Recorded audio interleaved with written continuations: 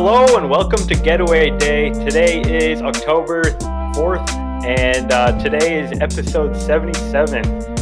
And we'll be talking about the first round of the new expanded MLB postseason. For the teams we'll not be talking about are the juggernauts, the Yankees, the Astros, the Braves, and the Dodgers.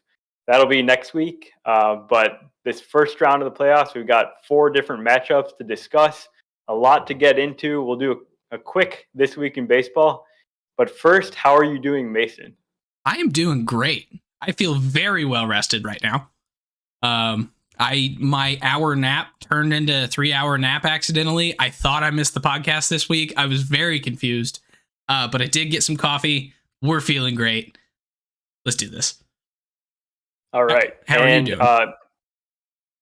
Before we get started, if you enjoy the podcast, subscribe on your favorite podcasting app and YouTube to make sure you don't miss any future episodes. We'll be doing podcasts all through the playoffs and then into the off season. We don't stop. Let us know your thoughts on the comments on YouTube. Leave us a review on Apple Podcasts or on Facebook and Twitter at Getaway Day Pod. And on TikTok, which I need to post on TikTok soon. I've not done it in a while. That's on me. So this week in baseball, today Aaron Judge has broken the American League record for home runs with his 62nd home run of the season off Jesus Tinoco. So he's the lucky guy that gets to be on those highlight videos forever. Or at least until the next until that record's broken. Do you think 73 is going to do you think 73 is going to be broken? It's going to be a while. I feel like it's very possible. I feel like it's very possible, but I feel like this year was the most likely. I mean, obviously, it's the most likely year. It's the closest it's got to it. But I don't know, because the way that that it's kind of been going, like hitters are hitting it farther than ever. Home runs have been up for a while. Well, this year they de-juiced the ball, and Judge was only able to get to 62. That was the point I was going to make. That imagine Aaron Judge in 2019 playing the way he is now, and he probably would have broke it, right? Exactly, and so that's why I'm thinking it's going to be a while, because unless they juice the ball again, Who's to say they won't? Well, that's a good point, especially with the precipitous drop off in home runs this year. Because the next guy's what? Kyle Schwarber with 42.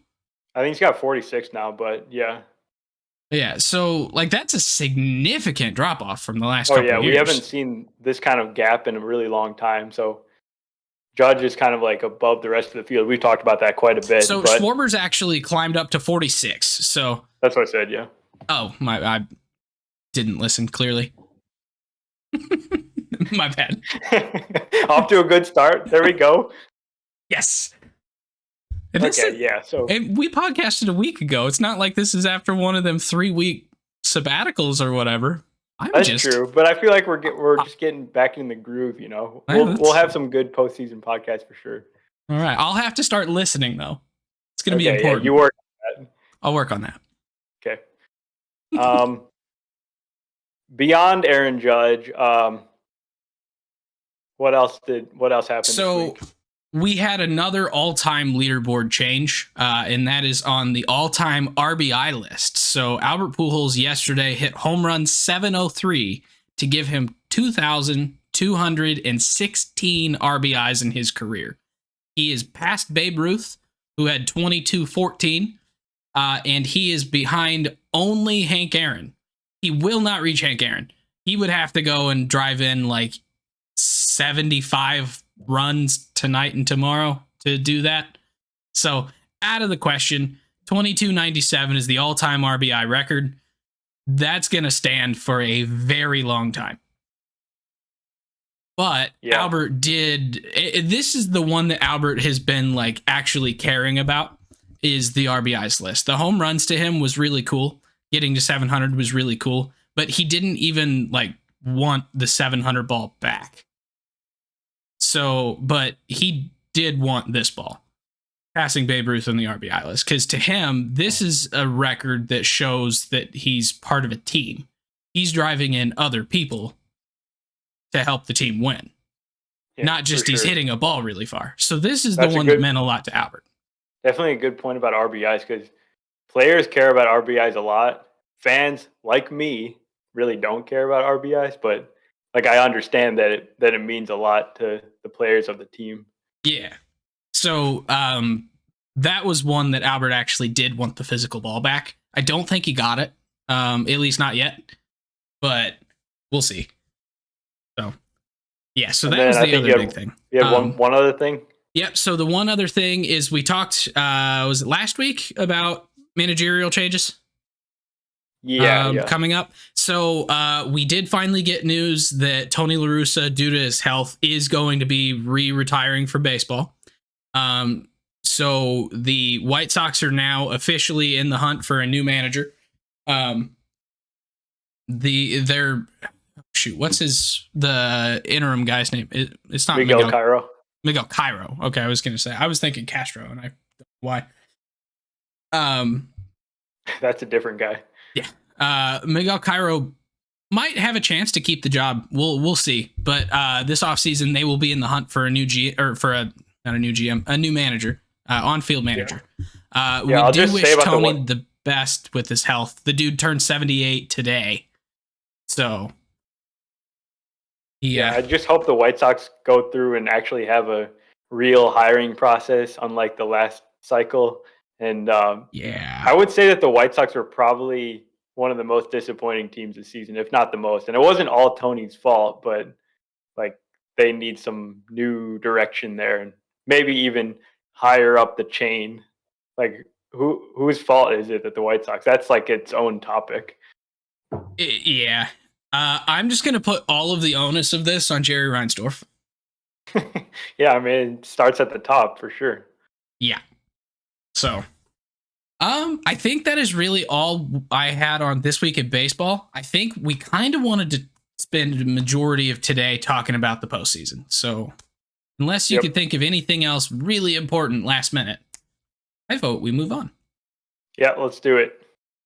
So let's talk about this format just real quick. So this is the first year that we've got 12 teams in the playoffs instead of 10. 2 teams from each league advance immediately to the division series. So in the National League, that's the Dodgers, and we think will be the Braves, but could be the Mets depending on how today and tomorrow play out. We're just going to assume for this exercise that the Braves are going to be the ones having the number 2 seed, just to make our lives a little bit easier. And then in the American League, it's the Yankees as the number 2, and the Astros are the number 1 seed. So we've got 4 matchups to look at here, 2 in each league, and they're each 3-game series that are all played at the higher seeds ballpark for all 3 games in 3 straight days. And those games are going to take place on Friday, Saturday, and Sunday. Yeah, which this is a really interesting way to do it to me. Like, it makes a ton of sense because adding in 2 more games, I mean, ultimately, it's like adding in 2 more days worth of games to the postseason to do this. Yeah, we have an extra series, but you're going to play those on the same days. So not really adding 5 extra days or anything. It's just the 2. But the whole you're home or you're away in a postseason format is kind of interesting and really cool to me. It definitely puts the onus, or that's the wrong word. It definitely puts the emphasis on getting that higher seed. And so, like, you have the Cardinals, who are locked in the number 3 seed as they were the 3rd division winner. They would be the 4th seed if you were going by record. I do like that they're keeping it that the 3 division winners get the first 3 seeds, and that one of them is guaranteed a home series, because it makes sure to keep the emphasis on winning your division, or a division that kind of sucks, like the American League Central and the National League Central. So it still puts the emphasis on winning the division, but you don't get that bye. So I do like that.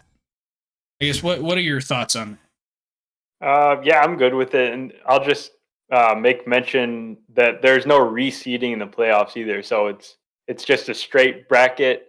Um, there's no reseeding. I don't know. Maybe that'll be something that they'll revisit down the line, but for right now, it's just going to be like this. Yeah. I think this is probably the way to do it anyway. I don't think you really should reseed. Why? They reseed in every other sport. They do? Yeah. Oh. They don't in the NCAA tournament. Yeah, that's just a straight bracket, so it's kind of like that. So I don't know. It's going to be really interesting to see how this plays out this year. So let's see. So I'm sitting here trying to think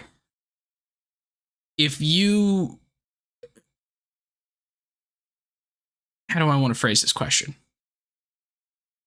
We're probably going to talk about what I was going to ask you anyway. Where were you thinking of going from here? Let's just get started with one of the series. I think we should start with the Rays and the Guardians.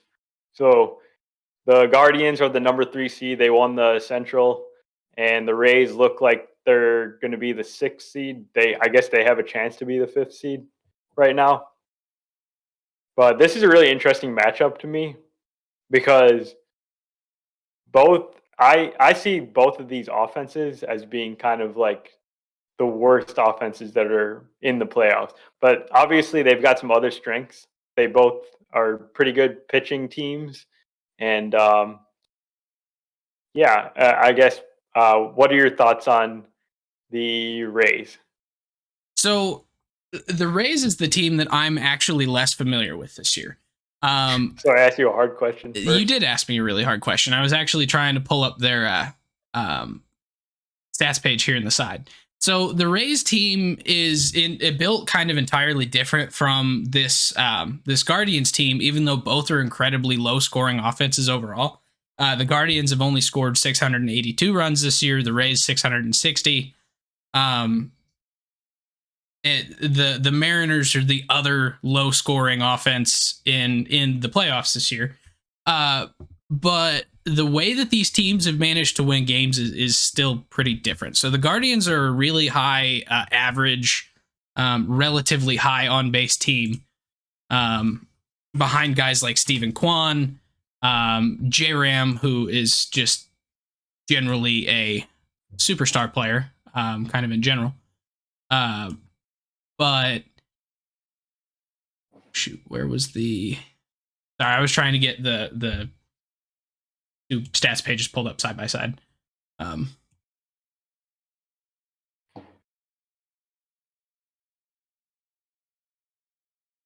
am not very good at multitasking here. Yeah, okay. So with the Rays lineup, they've definitely got some big boppers in there, some like good players that you might be scared to face in the playoffs, like Randy Arozarena, if he can turn back the clock to 2020 when he was a postseason legend. Then they obviously got like Wander Franco in there. Yandy Diaz is having a phenomenal season. And Isaac Paredes is having a really good season for them as well. Yeah, so, a lot of power there. So yep, they've got some good guys at the top of their lineup for sure. But then when you get kind of towards the bottom, then you're not worried about facing Christian Bethancourt and Taylor Walls and Jose Siri. Like those guys are not the best hitters at all. Yeah, and kind of the thing that I was trying to find here is so the Guardians team average is about 13 points higher than that of the Rays. So sure, they rely a lot more on having runners on base. Slugging numbers are ultimately about the same, but I believe the home run numbers. So the home run number is what really stood out to me when I was looking stuff up for this episode. The thing that really stood out to me was that the Guardians are 29th in the league in home runs this season. They've only hit 126 home runs all year. 29 of those are from Jose Ramirez. And 20 of them are from Josh Naylor. Right. So basically, it's just, and I think Andres Jimenez has almost 20 home runs. So it's like 3 guys that hit like. Yeah, Jimenez has 17. So you've got about 70 of your 125 home runs all being hit by 3 guys. Yeah. So that is a big concern for me for the playoffs, because regular season, whatever, they were able to. Everyone loves the Guardians this year, I feel like, because of their contact approach, and I agree that that's cool. It's awesome that they make a lot of contact, and it's really exciting to watch. But if you have this little power, it all kind of adds up to just being like a middling kind of offense. Like this is not that great an offense, in my opinion. Yeah, and this Rays team is in an almost identical spot. Like Arozarena and Paredes both have 20 home runs, and then their next guy. Can you tell me how many home runs third on their team has? Maybe like 12. 10. 10 exactly. It is G-Man Choi. Oh man. Yandy has 9. So and this is the Rays team that has 10 more home runs than this Guardians team. So they're spreading them out a bit more. But they're not a powerful team.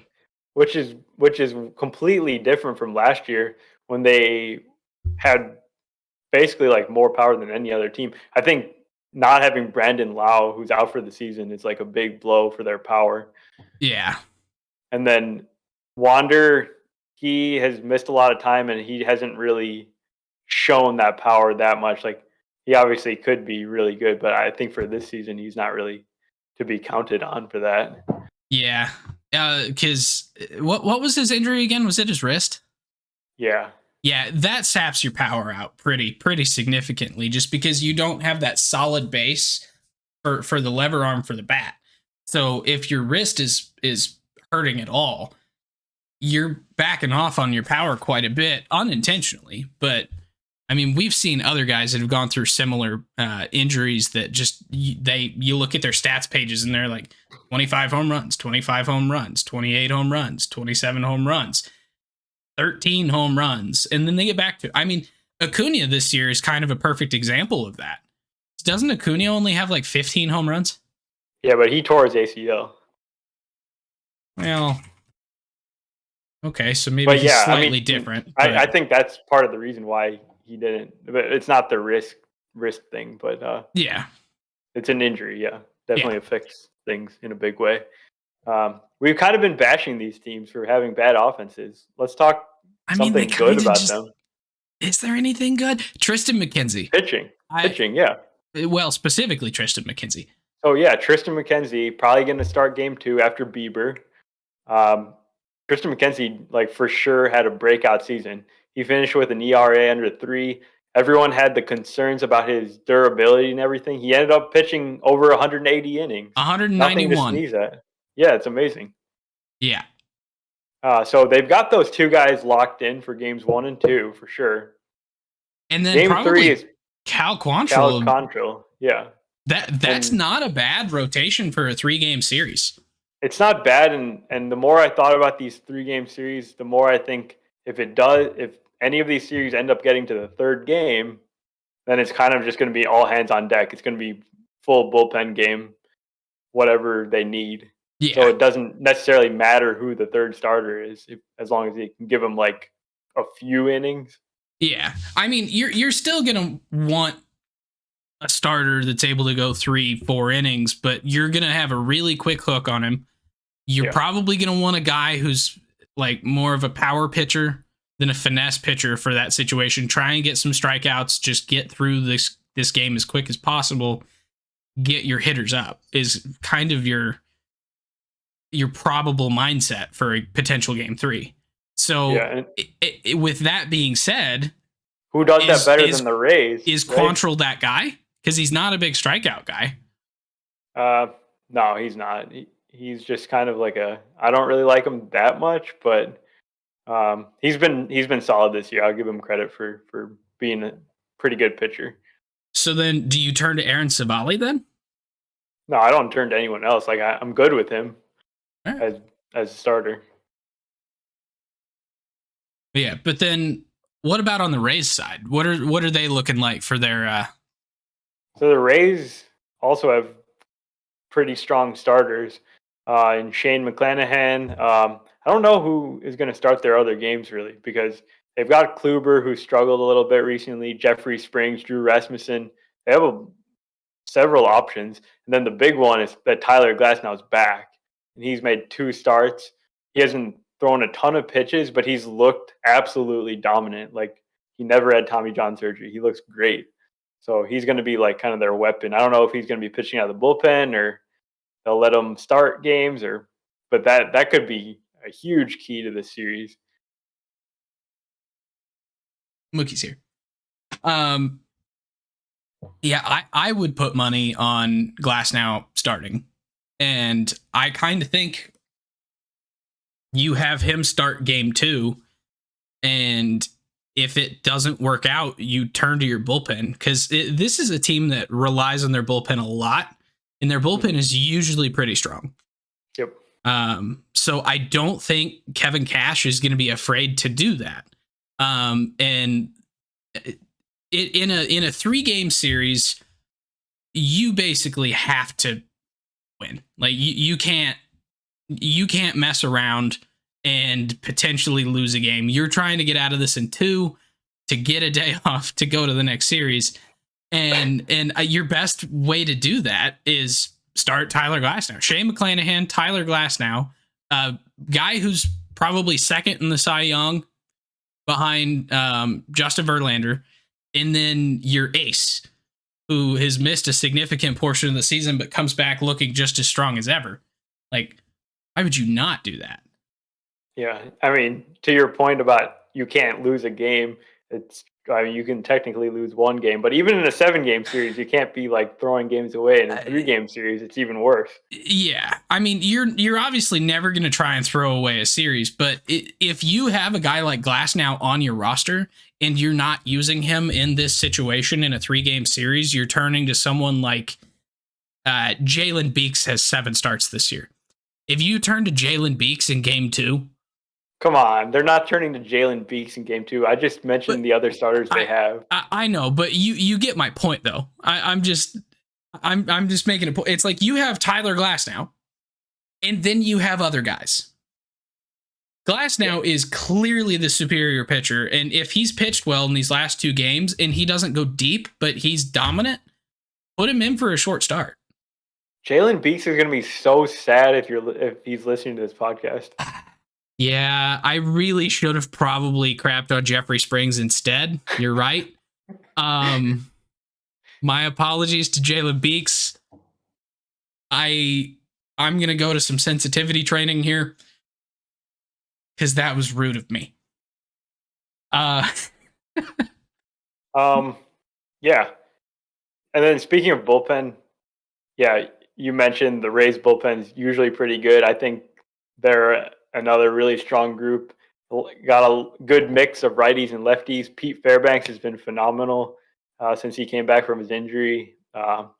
And I really trust Kevin Cash to make the right bullpen decisions. He seems like he's pretty good at that. And then on the other side, you got Tito, right? Counterpoint, another great actually, manager. On Kevin Cash.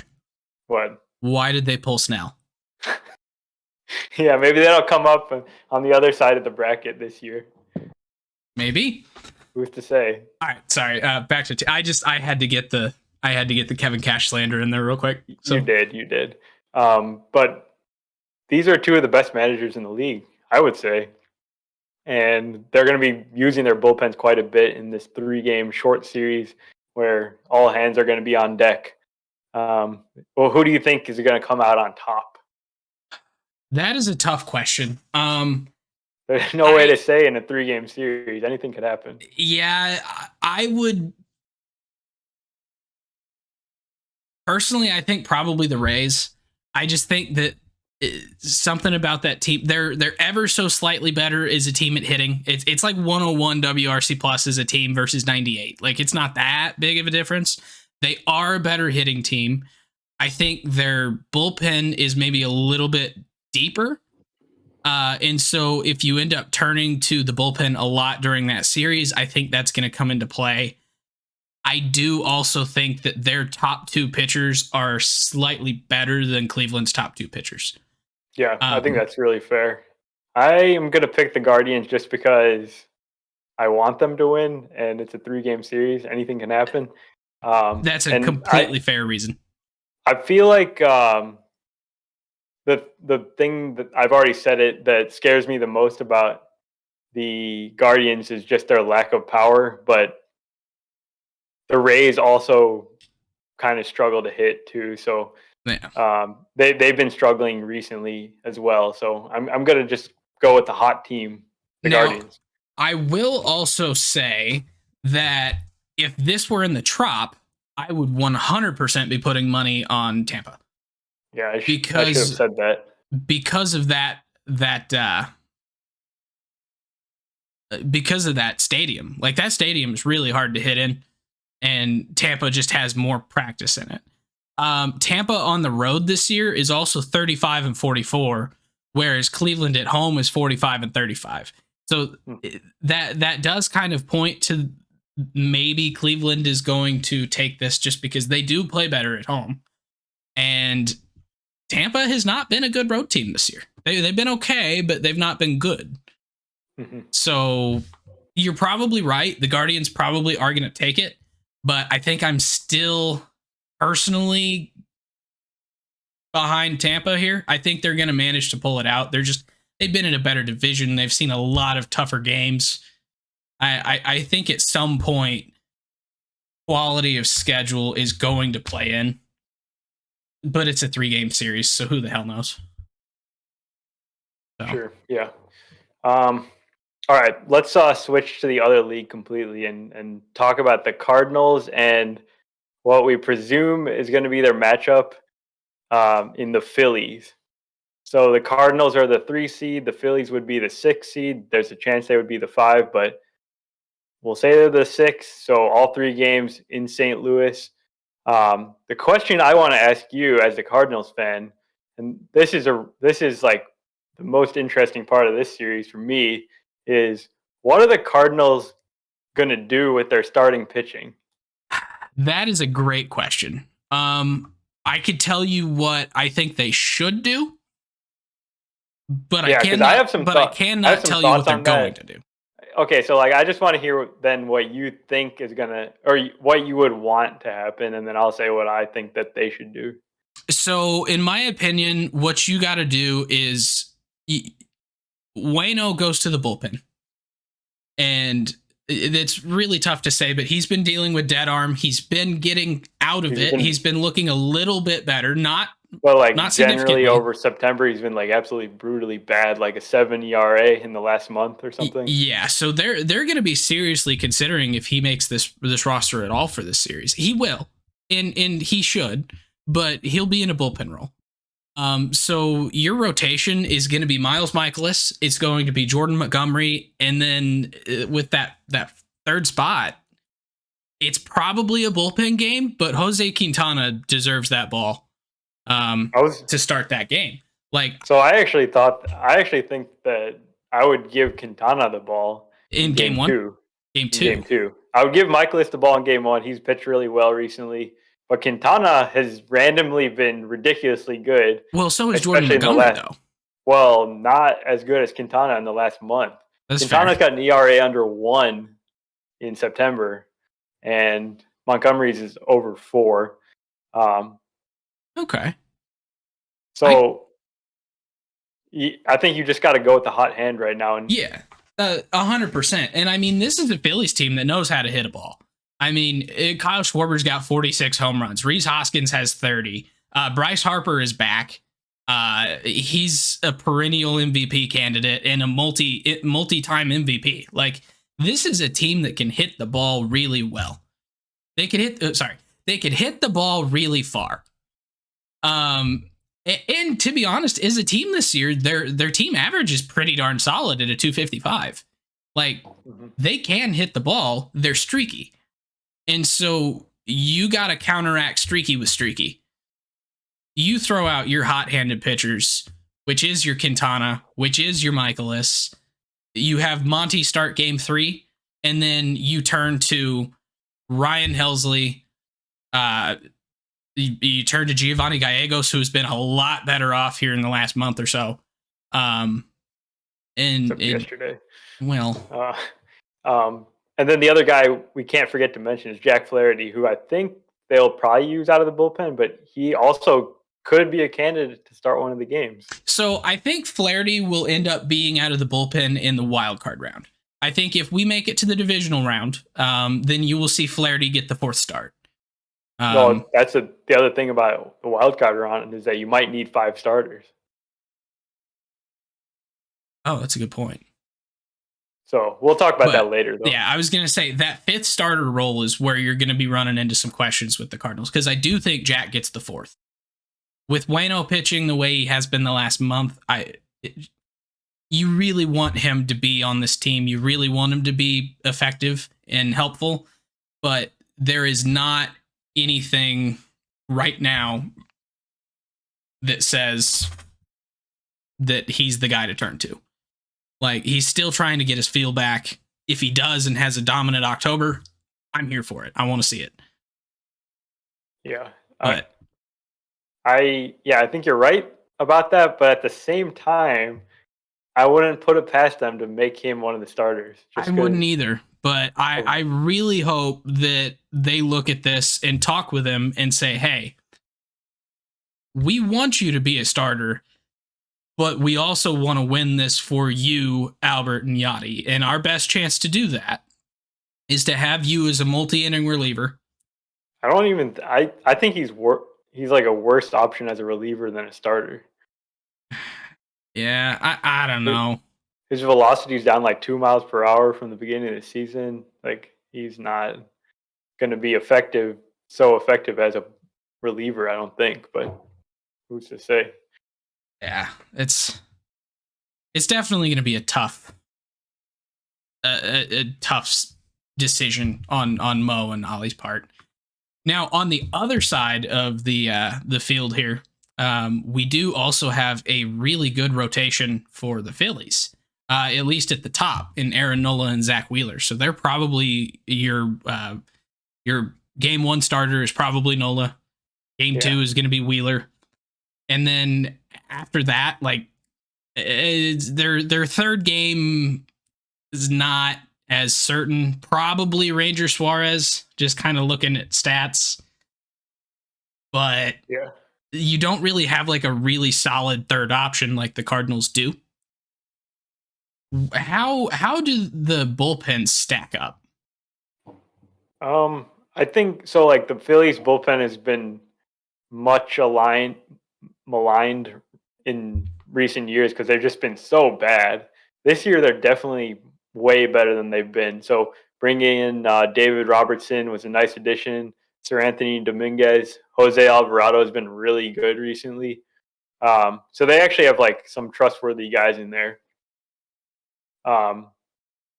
Cardinals bullpen, I think, is also pretty good, especially at the back end with Helsley being like one of the most dominant pitchers this year. Yeah, so I was actually looking at Helsley's stats, and I think if he were primarily a closer, he would probably be in discussions as the best reliever in baseball. But because he bounces around and only has 19 saves and pitches a lot of high leverage 7th and 8th innings and stuff, that he doesn't quite get the love he deserves. But Helsley has been absolutely phenomenal this year. Hands down one of the top 3 relievers in baseball. And I don't think there's a whole lot of people that would argue against that. So, but then you've got Andre Palante, who out of both the rotation and the bullpen this year has been stellar. You've got Giovanni Gallegos, who has been kind of rebounding a bit. Jojo Romero, who's come out after the trade deadline, got healthy, and he's been pitching pretty well. Steven Matz in there is the long relief guy. Like, this is a bullpen that's built pretty well. Right. And this is something I was going to bring up actually in the Cleveland series, because I was looking at Emmanuel Clase, who's been one of the best closers, if not the best closer this year. He's got an ERA like in the mid ones. But this entire season, he didn't have an appearance that was longer than an inning. So I wonder how he'll be managed, whether he'll be able to go all 3 games, whether he'll be able to pitch multi-innings in any of the games. how are they going to use these guys? I know Helsley has pitched multiple innings in games a lot. So that's something that the Cardinals have done a lot this year. Is they've been really good at using relievers for multi-inning situations, and basically all their relievers. I mean, Helsley hits 104. He's hit 104 this year. He has the fastest pitch on the books this year, and he's had countless multi-inning appearances. He may not go the full two, but like an inning and a third, an inning and 2/3, like he does that pretty regularly. Same with Gio. Palante was the length guy for a while. I think Chris Stratton is probably the only one and done guy in this bullpen. I mean, Zach Thompson goes multi innings. Steven Matz is a starter, so he could go multi innings. Like the Cardinals have a lot of options here if they need length and depth. Yeah, I don't think finding length or depth is really going to be like the issue for either of these teams, because you only need 3 starters, right? Mm-hmm. And then you've got your other 2 starters. In the Phillies case, we talked just about the Cardinal starters there, but those back end guys that the Phillies have are not terrible. They've got Syndergaard, Kyle Gibson, Bailey Falter. Those guys all can give you multiple innings in like a blowout situation, or just to bridge the gap to the back end. Yeah, absolutely.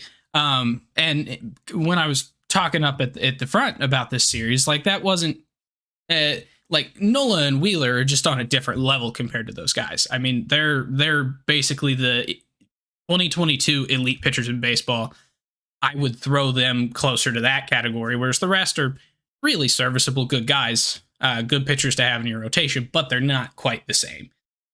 So, but yeah, they're fantastic for bridging the gap in a short series, and then they give you depth for a longer 5-game or 7-game series. So,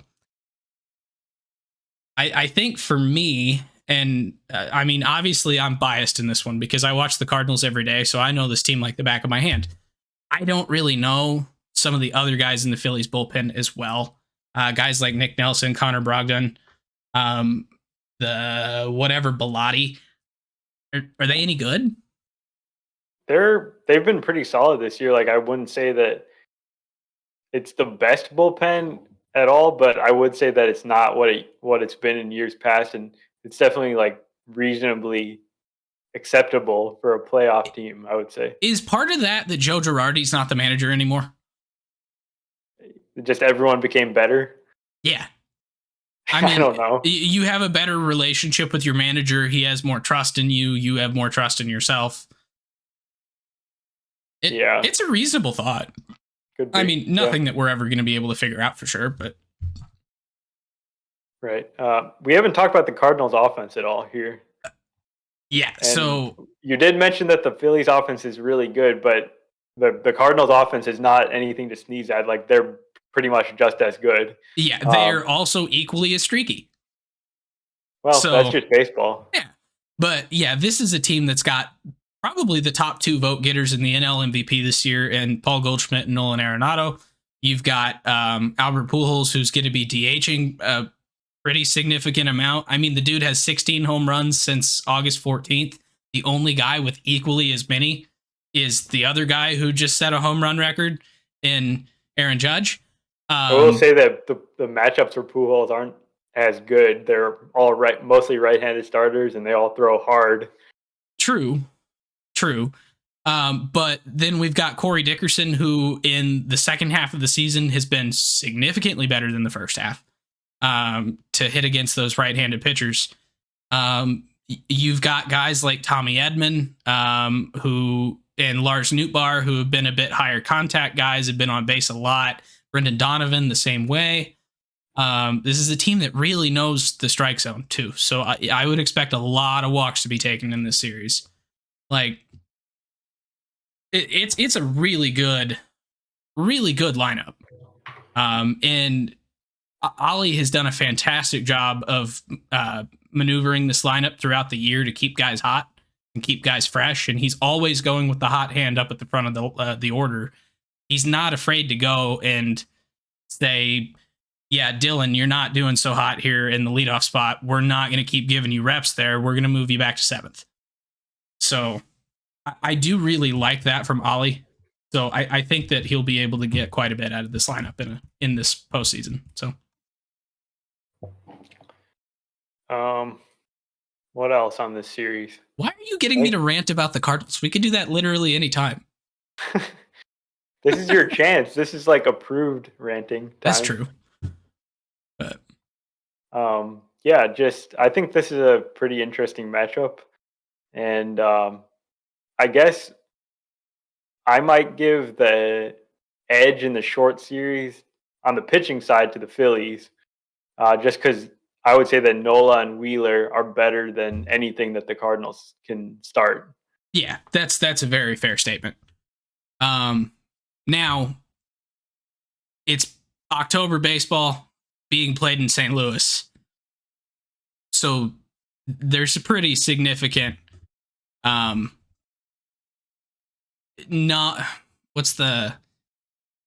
devil magic is going to be afoot. We all know it. So, and I'm going to be at game 1 on Friday. So I think the Cardinals have a chance. They have never lost a postseason game that I have attended. Yeah. So they've all okay.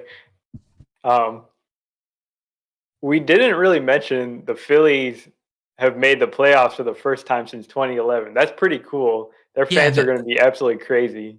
Yes, if they can get seats in the stadium, which is going to be very hard because this is potentially Yachty and Albert's last series. So every home series in St. Louis, or every home game in St. Louis this postseason is going to be a sellout, like they always are. But this Phillies fans are kind of crazy, and they're also, it's been 10 plus years now. They'll find their way in. That's true, but this is going to be a really, really cool matchup. I'm incredibly excited to be going to this game because the atmosphere is going to be nuts. Oh yeah. So, I think the Cardinals are going to win the series. I do too. I actually think the Cardinals have a really, really good shot at making the NLCS this year. Personally, I know there's an extra round that they have to get through to do that, but I'm not betting against the Cardinals this year, just from like an actual baseball standpoint, not even a bias standpoint. So. Now, I say that, and then we're going to face the Braves in the second round, and it's probably going to go the other. Quite good. We will definitely be talking about them next week. Yeah.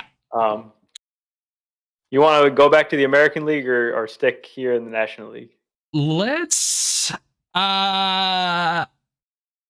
actually stick in the National League because I think this American League matchup is a really good discussion that I want to save for last.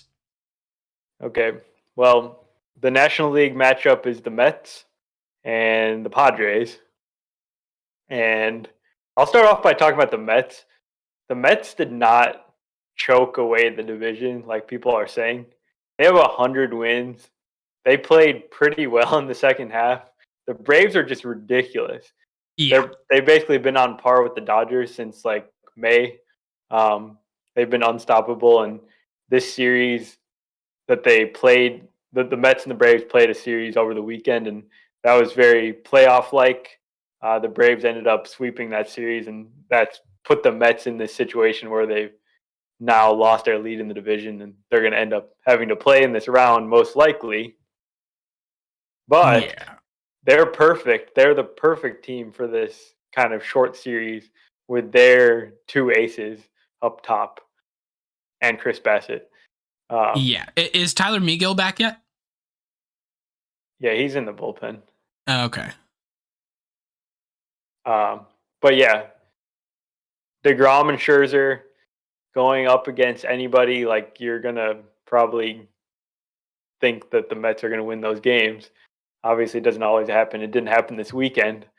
But on the Padres side, they have also got their own really good starting staff led by probably Yu Darvish, who won September Pitcher of the Month. Yeah, I would say Musgrove and Darvish are probably 1A and 1B. And then Blake Snell, who's been phenomenal in the second half, too. Yeah. So, should be... I like this series as the two teams that have, like, the best starting pitching in maybe the entire postseason. And they're facing off right here in the first round. And both teams have really good offenses too, or at least really good players on their offenses that could be pretty big factors here. I mean, you Padres got Manny Machado, who's been an MVP candidate, 7.2 WAR. He's probably third in MVP voting this year. It's my guess, behind Goldschmidt and Nato. And those, if you're in that conversation, that you're pretty darn good this year, because Goldschmidt and Nato have been out of this world for most of the season. But then Jake Cronenworth is continuing to do what Jake Cronenworth always does. He's just a really high on base guy with kind of a middling average, but he seems to have a lot of value all the time, and I do not get it. Seems like he should be better than he is, in my opinion. Yes, but at the same time, he's still been pretty darn good. He's been all right. We can disagree on that one. You've got Juan Soto, who has been underwhelming this year, but it's Juan Soto. He's got a 403 OBP when he's struggling. Yeah. And then Jurickson Profar's had a pretty decent season this year. So you've got a lot of guys on this team who can do some damage, and as a unit, if you get some guys on base for Manny, you're going to have some runs driven in. And then on the Mets side, you've got Starling Marte, you've got Eduardo Escobar, who here as of recently has been absolutely phenomenal. Yeah. You've got Lindor, who's kind of just been leading the team in general with 25 home runs, 16 steals. He's got his average back up into the 270s. He's playing on all cylinders. He's one of the best shortstops in the league defensively. This is a team that, you got Pete, who's got all the power in the world. I definitely think the Mets have the better lineup here, and I don't think it's particularly close. But that Padres lineup has still got some really, really good pieces that could be a big, big problem for pretty much any team. Sure. I'm kind of equating the Mets to the Guardians they're not exactly the same, but they're sort of more OBP focused than power. Obviously, you got Alonso in there that hits a lot of home runs, but outside of him and Lindor, it's not a whole bunch of big power sluggers. It's just they move the line, they get on base a ton, and it's kind of worked for them all year, even though they aren't top of the league in power. They're 16th in home runs this year? Yeah, they've only got 3 guys with 20 home runs. One of those has 40 home runs. Lindor's got 25, but the difference here is that all of these other non-power guys are still about twice as many home runs as anyone on the Guardians or anyone on the Rays. This team's non-power guys still have some pop, which is something you cannot say for the Guardians. You've got Marte with 16, you've got Canna with 12, you got Nimmo with 14.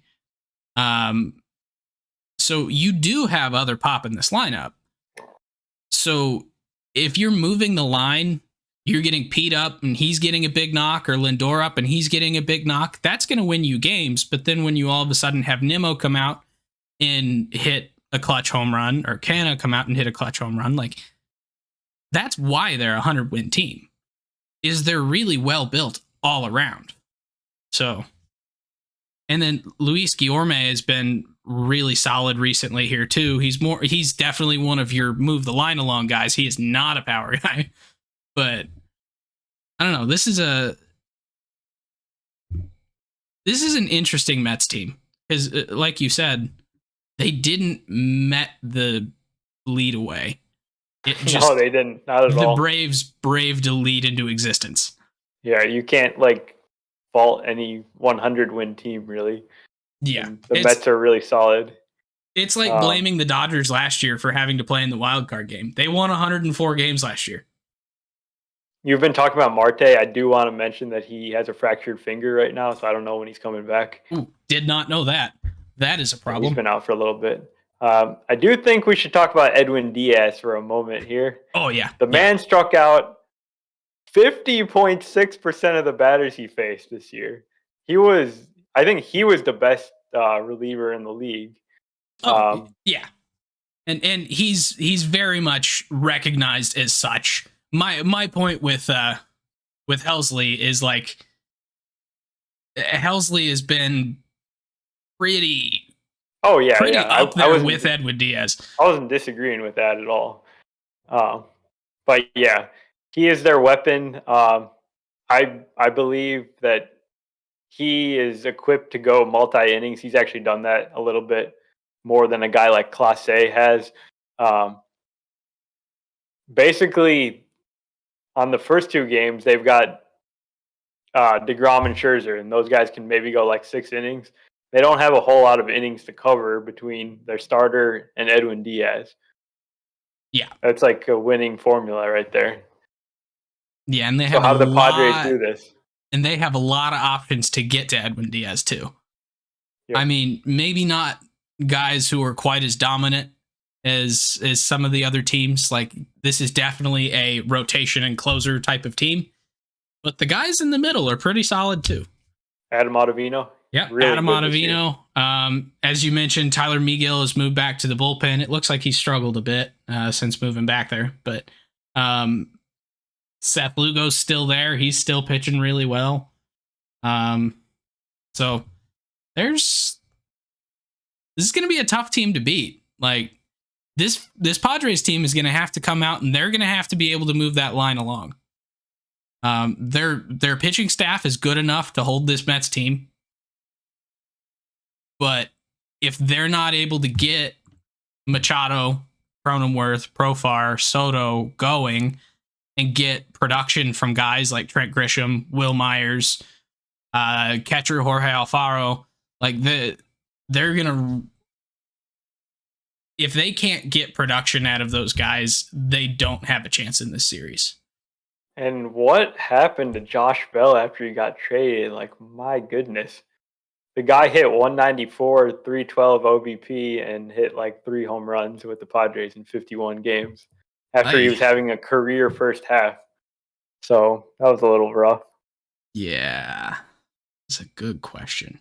They got to get that offense going, and that's the only way they can hang with the Mets here, and it's going to be a very tall task. So I'm going with the Mets here. Yeah, I am not betting against this Mets team at any point this year. I think this Mets team can compete with this Dodgers team. And there's not a whole lot of teams that I would comfortably say can compete with that Dodgers team. But I think this is one that could do it. Stacked when you really look at it. Yeah, all these teams are really, really good. When the Padres are like one of the worst teams in the playoffs. Yeah.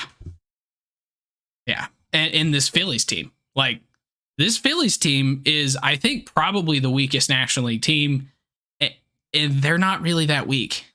No, there's no weak link here. So, okay. Anything else on this series? Otherwise, we can wrap up with the last one. I don't think so. I think we should wrap up with this last one because this is probably the most interesting series to me. Okay. So, Blue Jays and Mariners. Blue Jays did lock up the number 4 seed, so the games will all be in Canada.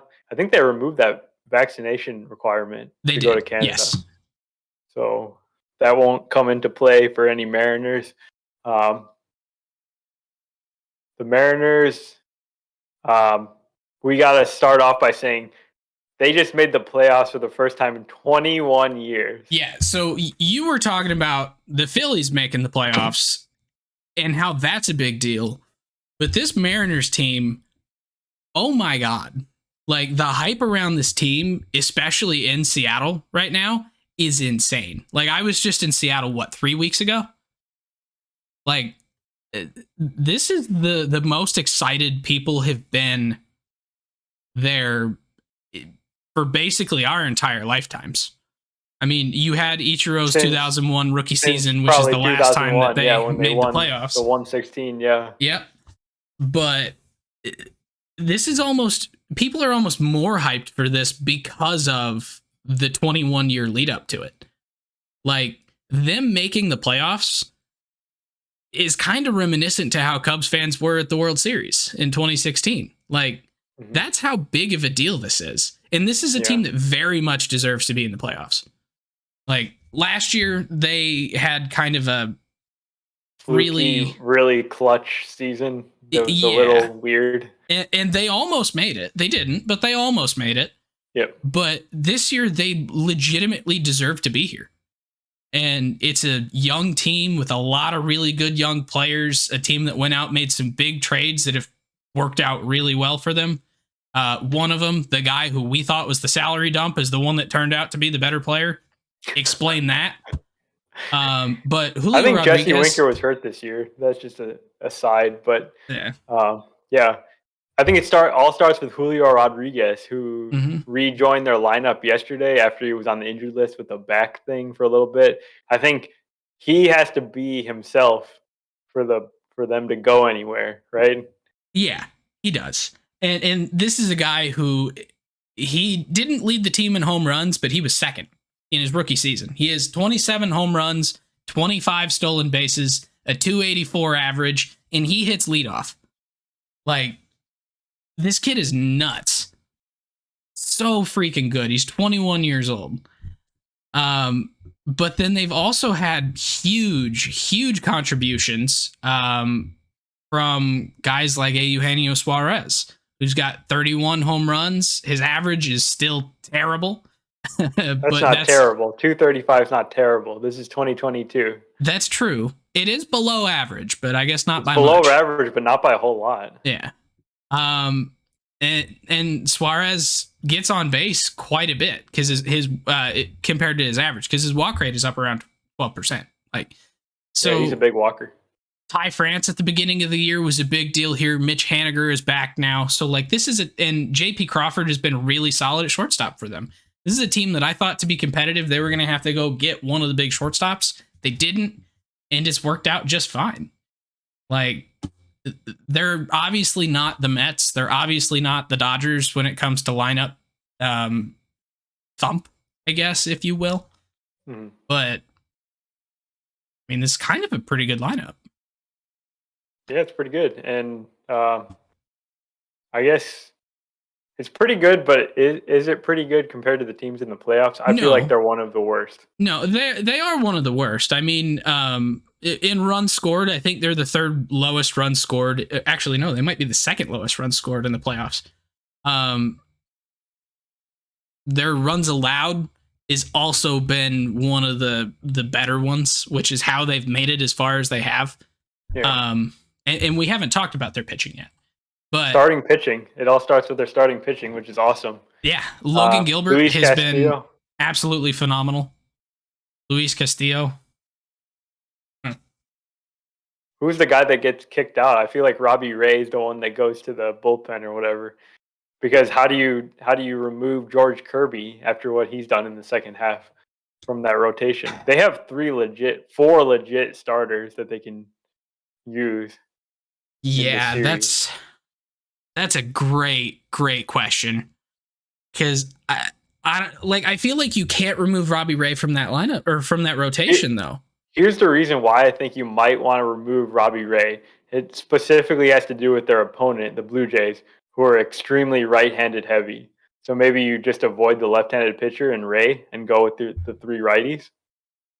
That's fair. And then have Ray come in as a really high leverage guy. If you have to take a quick hook, you put Robbie Ray in, because even as a lefty, like, he can still dominate right-handed pitchers or right-handed hitters. Sorry.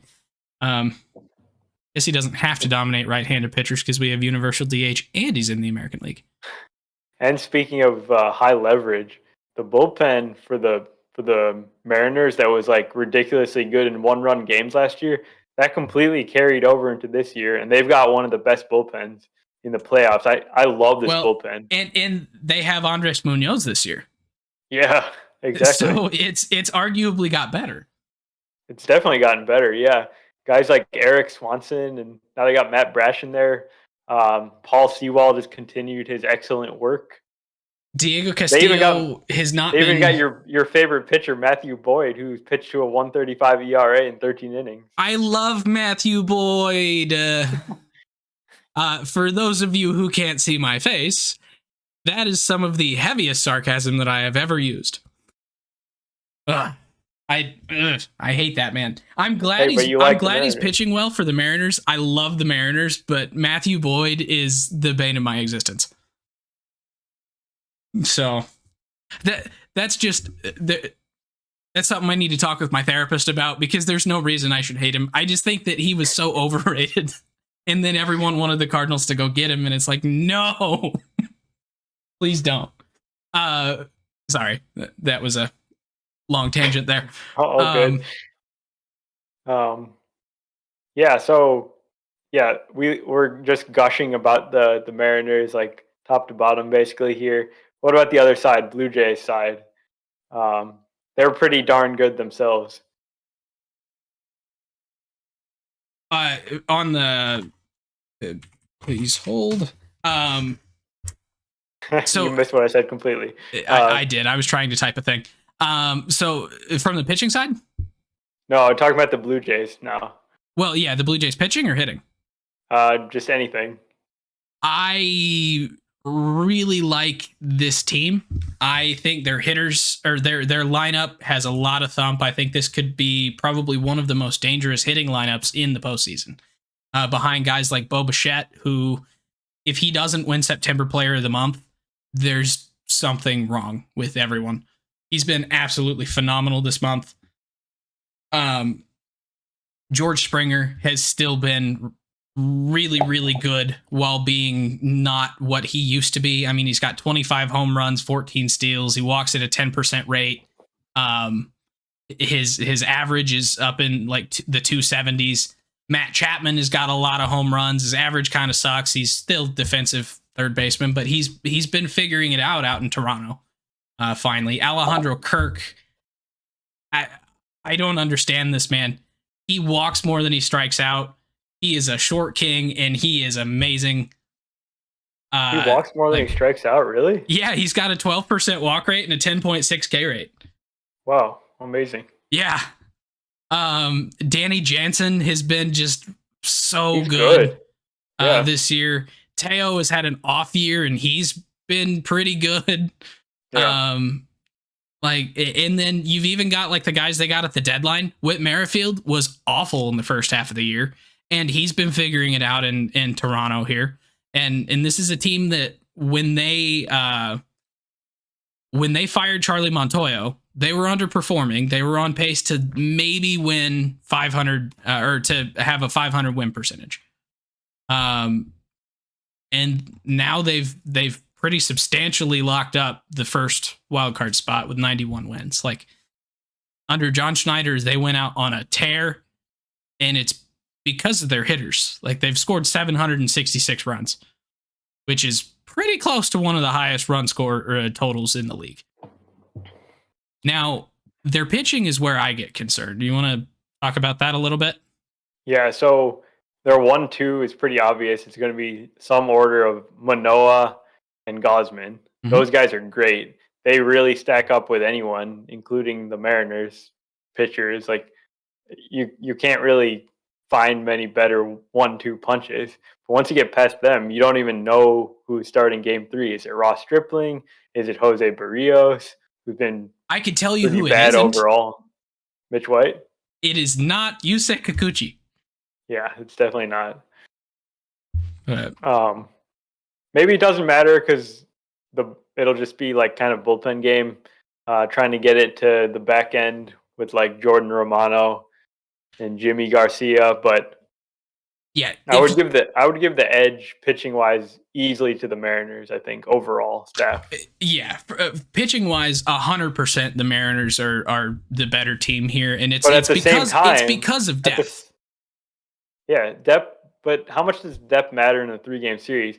How about if Gausman and Manoah just go out and throw 7 shutout innings each, and they win both those games? It's perfect. Over. Then you go straight from your amazing starters to your amazing closer, and you don't have to bridge the gap. It's the bridging the gap part that worries me. It's game 3 worries me. I think this Blue Jays team could very easily win this in 2 games, and they could do it behind 8 inning starts from Gausman and Manoah. I would not be shocked. Yeah. But if either one of those guys has a short start, I don't know that I trust as much of this bullpen for the Blue Jays. I know I don't really trust some of their other starters. Jose Barrios, I would say, is probably their number 3, and he's not been particularly good. Yeah, he had a good start his last time out, but yeah, overall, like 5.23 ERA for the season. That's not the guy that they thought they were paying a lot of money for a 7-year contract. Yeah, and I really hope Barios bounces back next year, because I really love that guy. He's really good. He's just not having a great season. Good year. It just happens, yeah. Yeah. Okay, so getting back to that lefty-righty thing, I have a question. Whether you think that it's an issue for the Blue Jays that they have like 8 right-handed hitters in their regular starting lineup. Does that matter? Is that going to be an issue come postseason time? Because, maybe the Mariners load up all these amazing right-handed relievers they have, and that becomes like a big issue for this lineup. I'm going to say no, and I'm going to say because it's the Blue Jays. I think most teams would not be able to do that. It would be an absolutely terrible idea. I do think that this lineup features a lot of guys who don't have reverse splits necessarily, but their splits aren't that huge compared to other teams. I think you're absolutely right. I think their numbers against righties are actually better than lefties this year. So I don't really think it's too big of an issue. Because, I mean, when you've got guys that as prospects were 80 grade hit tools, guys like Vladdy, guys like Bo, like Springer has always hit both sides well. When you get to guys like Cavan, yeah, you're starting to get a little bit, maybe not the best if you had an entire lineup of Cavans going 8 right-handed hitters, but he's a lefty at least. Well, perfect. Yeah. And he's still not been good against right-handed pitching. But yeah, I don't really have any concerns with this Blue Jays lineup. I mean, they've hit teams well all year. Since Charlie was fired. I think that's probably the key. I don't know who I would give the edge to here. I feel like it feels pretty evenly matched because we can give the edge on offense to the Blue Jays pretty clearly, and then we also want to give the edge on pitching to the Mariners. Yeah, but so it's like I think probably home field advantage is going to be the biggest factor here, and I really wish for Mariners fans' sake that they would have been able to get a home series, because that would just be phenomenal. Same with the Phillies. Yeah, but I mean, this is not a Blue Jays team that I want to face ever, really. Like, it's a good team. They went from 4th in the AL East to 2nd, and they're not that far behind the Yankees now. They're only 8 games back. And the Yankees at one point had like an 18-game lead or something. Yeah. So it is interesting that these are the 2 teams, right, that were fighting for that last wild card spot last year, and the Blue Jays ended up winning. Is that right? Well, no, they ended up both falling missed. out of it. They both missed by one game. Yeah. So, yeah, and now they're going to be playing each other, and like, I don't know. So there were a whole bunch of people that here last week. I don't know why last week people decided to make this meme. But when Vladdy said that last year was the trailer, this year is the movie. Mm-hmm. There were a whole bunch of people that were like putting Rotten Tomatoes scores of like really bad, and like, this is the movie. Like, this is it. I don't know. This has been a really interesting. It's been a really interesting season. They didn't win the division. But Yeah, that's the key. The expectations for this team were so high. So many people picked the Blue Jays to easily win the NL or the AL East and like win the World Series and everything. Which well, they to can be still honest, do. I think at the beginning of this year we might have picked them to win the division. I would have to go Pretty sure look. we probably did. Yeah. Yeah. But I don't know. This has not been a bad season for them, and they've had they've been able to bring up some of their young stud players like Gabby Moreno and get him some looks, and it's looking like next year might be even better. Because like Gabby's only played 23 games, 65 plate appearances. So next year in his true rookie season, I mean, then you got Jano, Kirk, and Gabby Moreno. Like, yeah. This is like completely off track, but I really want the Cubs to trade for Danny Jansen. I don't think they're going to part with Danny Jansen, though. But they got 3 catchers. They don't need that. I think they'll probably move Kirk for a pitcher. What? Yeah. They can't move Kirk. I don't want them to, but I think they Kirk's will. The guy you keep. You keep the younger guy, right? And the better player. He's the worst defensive catcher. He's pretty good. Really good framing scores this year. Receiving. It's not framing. It's receiving. Okay. All right, give me your pick because I can't even pick on this one. God. I'm going Toronto because of home field. All right, I'm going Mariners just because I got to pick the opposite from you just for fun. That's fair. So, quick recap then. So in the you had the Rays, I had the Guardians. You had the Blue Jays, I had the Mariners. We both had the Cardinals, and we both had the Mets. So it's probably going to be like completely opposite from that in the NL somehow. Oh my God, if both the Phillies and the Padres win their series, that's going to be nuts. It is. Oh God. And like in these 3-game series, absolutely anything can happen. Yeah, winning that first game is key. If you win that first game in the 3-game series, it's not a guarantee, but I mean, obviously it gives you 2 chances to win it and clinch it. So like game 1 is probably the most important game of the postseason until you get to the World Series. So. Yep. Well, we're going to have a lot of fun this weekend watching these games for sure. Probably back next week to discuss what happened and get you ready for the next series, I guess. Yeah. So is there an off day between series? There's one off day on Monday, and then the division series start on Tuesday. Okay, so we might want to think about moving the pod to Monday next week if possible.